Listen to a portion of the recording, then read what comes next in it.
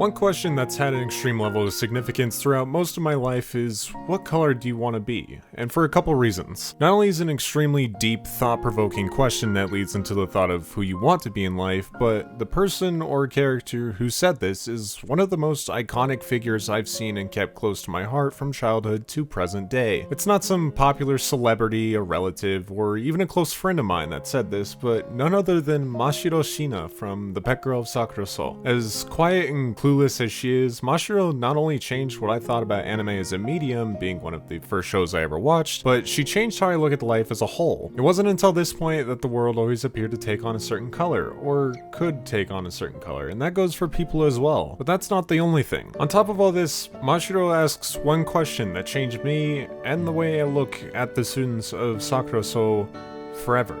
In other words, welcome to the most chaotic dorm on the planet. The pet girl of Sakurasou follows the events of Suimei High School of Art's Sakura Dormitory and its residents, primarily through the eyes of Sorata Kanda, an ordinary first year who has to move out of the ordinary dorms and into Sakurasou due to keeping a cat in the normal dorms. The issue with this is Sakurasou is known to be a delinquent dorm full of outcasts, and moving there basically means you lose any chance of leading a normal high school life. However, after moving into the dorm, Sorata discovers that the other residents aren't just a bit odd, but also extremely talented. Third years Misaki Kamigusa and Jin Mitaka are a well-known duo from Misaki's anime that was publicized and was a major hit, as well as second year Ryunosuke Akasaka, an extreme recluse and programmer who already works for a major company, all lived at the dorm prior to Sorata's arrival. Additionally, after having to pick up the cousin of the dorm's supervisor and school teacher Chihiro, Sorata meets Mashiro Shina, a transfer student from England who came to Japan to be a manga artist, who is also later revealed to be a world-famous painter at only 15 years old, and at that point could be considered an art prodigy. However,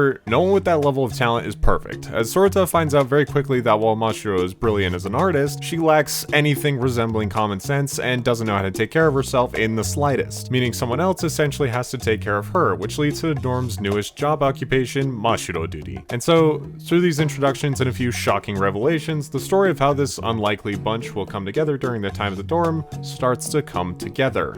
Though that doesn't take very long. Jokes aside, among all the anime I've cumulatively watched throughout the past 5 to 6 years, Sakurasou continues to be one of the most heartfelt shows I've ever watched, especially in the slice of life territory. What started off as a simple comedy about a normal dude trying to escape a dorm full of a bunch of unhinged freaks quickly turns into a very realistic, dramatic series about working hard to turn dreams into reality, as well as the struggles that come with being more or less talented than the other. This can range anywhere from Sorata's friend Nanami Aoyama's struggles in pursuing voice acting, Misaki and Jin's back and forth about differences in ability preventing them from getting together, and even Sorata's relationship with Mashiro as he pursues game design while she works on her manga. You can very clearly tell that every single scene is jam-packed full of a brilliant mix of comedy and hardship as each character tries to enjoy their youth while pursuing their future goals. All that said, I shouldn't get too ahead of myself. After all, this show's absolutely hilarious to start.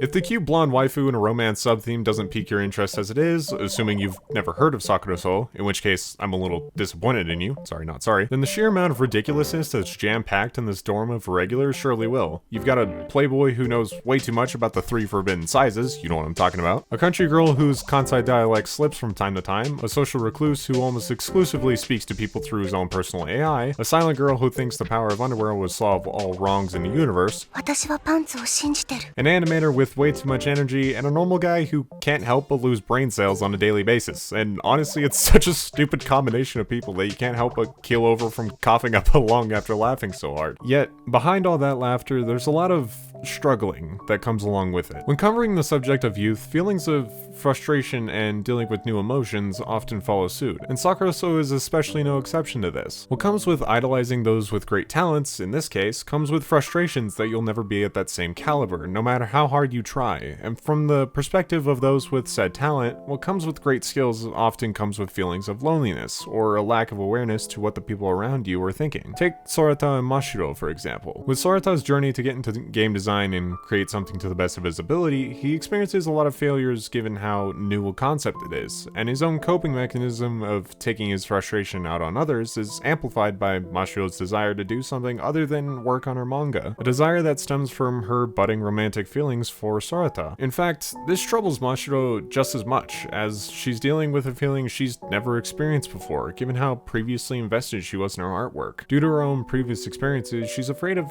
hurting the people around her and being left behind, yet she all of a sudden wants to do more than just draw. She wants to be part of something. It's in a way that it's research for her manga, but it's also due to wanting to explore feelings and concepts that are foreign to her, not just for research, but because it's bugging her to the point where she starts to lose focus. This is a tragically common occurrence when it comes to youthful romance. Taking an interest in someone and expanding on it can be a wonderful thing, but it can also make your life fall apart if you're not careful. After all, it can become the only thing you think about, making you forget about your previous obligations if you've never had that experience in a way where you balance it with your existing life. That change right there is what makes Mashiro, to me, such an iconic character. Beginning as someone who's completely and utterly dedicated to her work, she starts to see the colors of living out a normal, fun life of her teenage years, experiencing new things, dealing with new challenges, overcoming her own suffering and the suffering of others. As someone who's dealing with this in a way a newborn is learning how to walk, of course it's going to be a messy ride at the beginning. She doesn't know what the hell she's doing, but then again, neither does anyone else at Sakurasou. Hell, in a way that's why they're there in the first place. But that doesn't just apply to Mashiro or Sorata. In fact, it applies to all of them. Jin doesn't want to be open with his feelings towards Misaki due to how his scriptwriting can't hold up with her animation, and Misaki doesn't know how to cope with her extreme desire to be with Jin because of this. Ryunosuke looks at the world from an analytical perspective, because he's not sure what he would do if he opens himself up again emotionally. Hell, even Nanami struggles on a day-to-day basis trying to not give in from burnout working towards her goals, yet is also trying to do this whilst ignoring her strong feelings towards Sorata. All this finally comes full circle, with Sorata's goals to not just pursue game design, but pursue his own feelings for Mashiro, a feeling that Mashiro herself is still trying to figure out. With certain words still ringing in her ears, a certain warmth clinging to her like a phantom, wondering what in the world is happening to her.